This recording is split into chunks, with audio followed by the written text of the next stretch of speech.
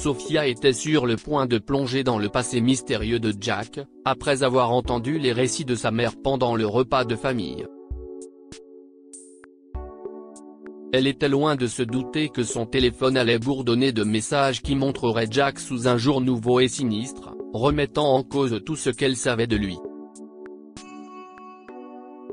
Sophia se tenait derrière le comptoir de la petite librairie pittoresque nichée au coin de Maple Street, rangeant d'une main experte les romans qui venaient d'arriver.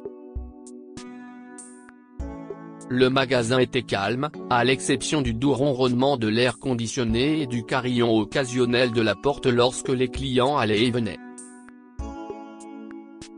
Damian, le collègue de Sophia, s'approcha d'elle, un sourire plein d'espoir sur le visage.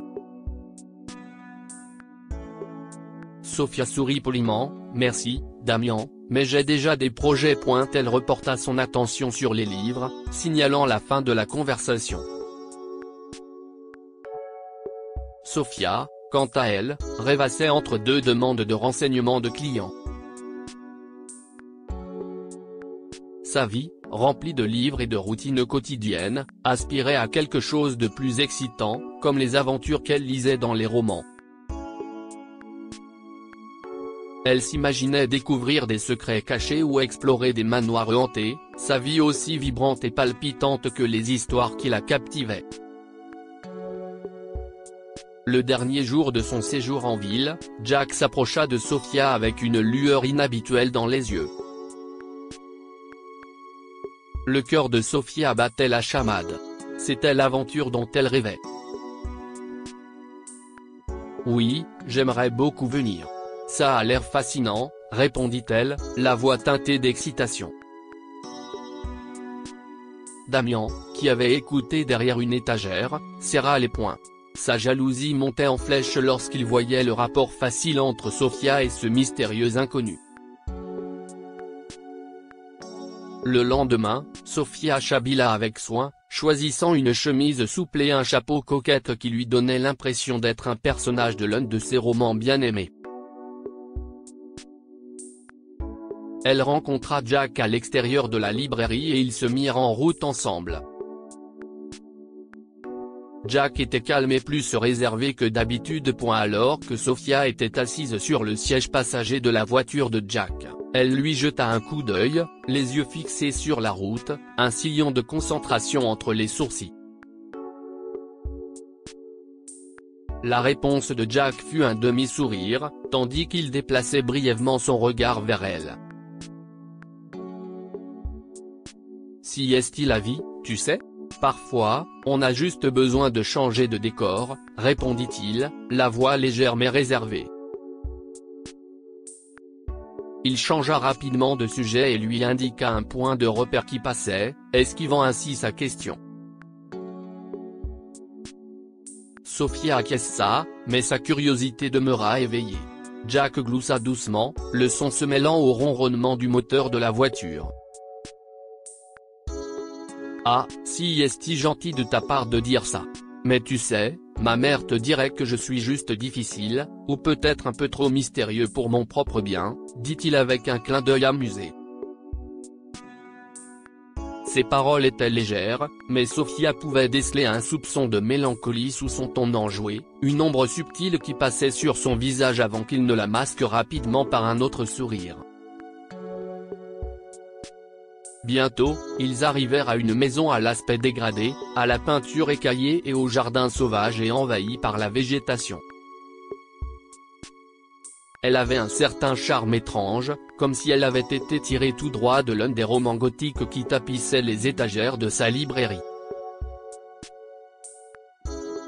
La mère de Jack, une femme à l'air sévère et aux yeux perçants, les accueillit à la porte. Son accueil est fantastique, presque distant.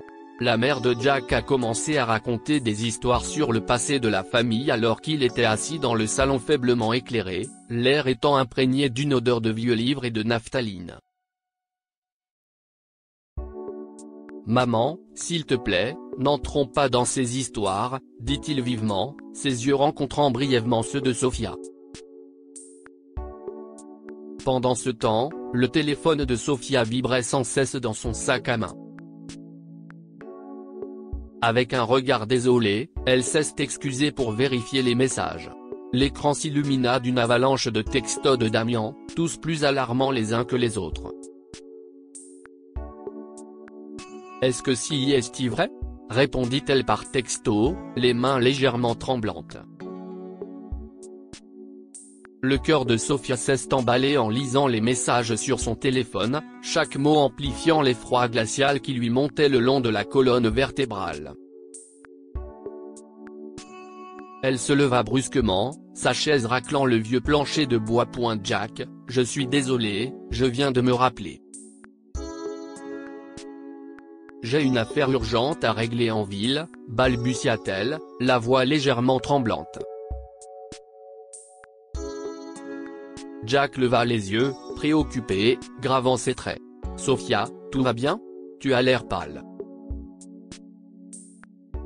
Jack se leva, les sourcils froncés. « Je peux te conduire à la gare. Il n'y a pas de problème. » « Non, merci. Je me débrouillerai toute seule, » insista Sofia, sa voix dépassant à peine un murmure alors qu'elle se précipitait vers la porte. Jack la suivit jusqu'au seuil de la porte. « Sofia, si quelque chose ne va pas, dis-le-moi. Je peux peut-être t'aider. » Sofia s'arrêta devant la porte, la main sur la poignée, le dos toujours tourné à Jack. « J'ai juste besoin d'un peu de temps pour réfléchir, » dit-elle, et sans un mot de plus, elle sortit dans l'air frais du soir, laissant Jack dans l'embrasure de la porte. Alors qu'elle se précipitait sur les routes sinueuses menant à la gare, son esprit repassait en revue les implications glaçantes des messages de Damian. Les doutes tourbillonnaient, se mêlant à la peur et à un besoin désespéré de sécurité. Elle monta dans le premier train qui la ramenait en ville, mais le rythme réconfortant des rails n'apaise guère son esprit troublé. Sofia avait besoin de faire une pause dans les mystères troublants et les événements tourbillonnants qui avaient récemment consumé sa vie. Elle a accepté à contre-cœur de sortir avec Damian, à la recherche d'un semblant de normalité. Ils se sont retrouvés dans un petit café confortable qui sentait toujours le café frais et la cannelle. Le petit espace chaleureux était réconfortant. Damian était déjà là, attendant avec un sourire enthousiaste. Lorsque Sofia s'est assise, il a poussé vers elle une petite boîte en velours à travers la table. Damian était déjà là, attendant avec un sourire enthousiaste. Lorsque Sofia prit place, il poussa vers elle une petite boîte en velours à travers la table. « S'il te plaît, réfléchis, » dit Damian, les yeux suppliants. « Porte-le pendant un moment, pour voir comment tu te sens. » Pas de précipitation. Avant qu'elle ne puisse répondre, la porte du café pivota et Jack entra. Ses yeux se posèrent instantanément sur la main de Sofia, la bague accrochant la lumière. Son visage se vida de ses couleurs et la douleur apparut sur ses traits. « Sofia, qu'est-ce que c'est ?» demanda Jack, incrédule. Mais Jack, submergé par un flot d'émotions, se retourna brusquement et frappa du poing une table voisine, s'attirant les regards des autres clients.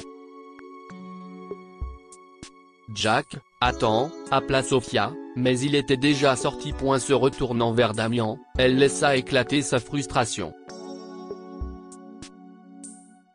Damian, je ne peux pas faire ça. Nous sommes foutus. Tu dois arrêter ça. Arrête de t'immiscer dans ma vie, dit Sofia avec fermeté. Damian s'est assis, abasourdi. Sofia, je voulais juste. Non, Damian. Si est fini, interrompit Sofia. Elle se leva, sa chaise raclant bruyamment le carrelage, et quitta le café.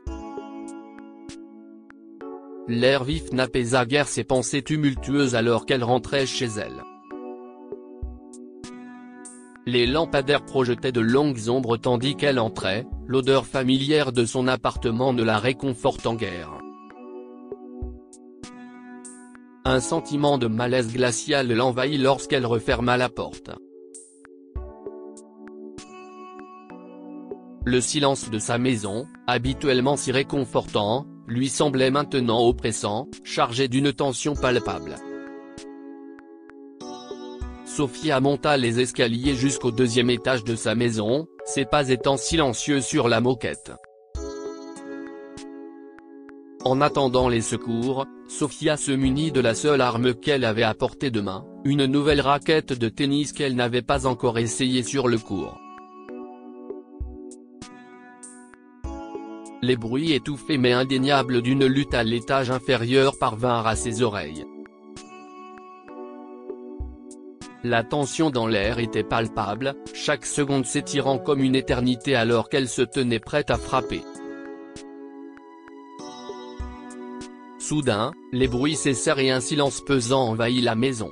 Sophia resserra sa prise sur la raquette et son corps tout entier se tendit en prévision de ce qui allait suivre. Les minutes s'égrènent, lourdes de suspense. Enfin, le son lointain des sirènes s'est intensifié et Sophia s'est sentie soulagée. Des lumières bleues et rouges scintillent à travers la fenêtre, déplaçant des ombres dans la pièce. Les policiers sont entrés dans la maison et ont rapidement fouillé les lieux. À la grande surprise de Sophia, ils ont trouvé Jack devant sa maison et Damian ligoté à l'intérieur. La scène était déroutante. Après que la police a terminé ses recherches et sécurisé les lieux, Sophia, Jack et Damian ont été emmenés au poste de police pour faire leur déposition. Ce fut une longue nuit, remplie de questions et de révélations. Finalement, l'officier s'est adressé à Sophia pour clarifier la situation. Oui, il a vu Damian se faufiler dans votre maison. Jack a réussi à l'appréhender et l'a attaché pour l'empêcher de faire du mal. Il a choisi d'attendre notre arrivée dehors parce qu'il ne voulait pas vous alarmer en apparaissant dans votre maison à l'improviste. Sophia sentit un soulagement à chaque mot. Alors, les bruits que j'ai entendus, la lutte en bas. Sophia a laissé échapper une profonde inspiration, les yeux pleins de larmes. Je n'arrive pas à croire que Damian ait pu aller aussi loin. Et Jack. Après tout, il veillait encore sur moi. Merci, monsieur l'agent. J'apprécie tout ce que vous avez fait ce soir. Une fois les formalités réglées et Damian placé en garde à vue, Jack s'est approché de Sophia. Sophia accepta. La brise matinale était fantastique, et la ville en dessous d'eux commençait à s'agiter. Sophia écouta attentivement, les idées fausses qu'elle avait auparavant commençant à s'estomper. Elle pouvait voir la douleur dans l'expression de Jack, le poids des années qu'il portait. Jack poursuivit, la voix posée mais chargée d'émotion, je sais que j'ai été distant. Mais te rencontrer a changé quelque chose en moi. Cela m'a donné une raison d'espérer à nouveau, de vivre pleinement, et peut-être même d'aimer pleinement. Il toucha le visage de Sophia, à la recherche d'un signe de ses sentiments. La ville en dessous d'eux s'est réveillée lentement. Sophia finit par hocher la tête, un doux sourire se dessina sur son visage. Ils restèrent plus longtemps allongés sur l'herbe, regardant la ville s'éveiller. Un sentiment de nouveau départ traversait l'air calme du matin, offrant une promesse de guérison et, peut-être, avec le temps, quelque chose de plus profond entre eux. Dites-nous ce que vous pensez de cette histoire et partagez-la avec vos amis. Elle pourrait les inspirer et illuminer leur journée.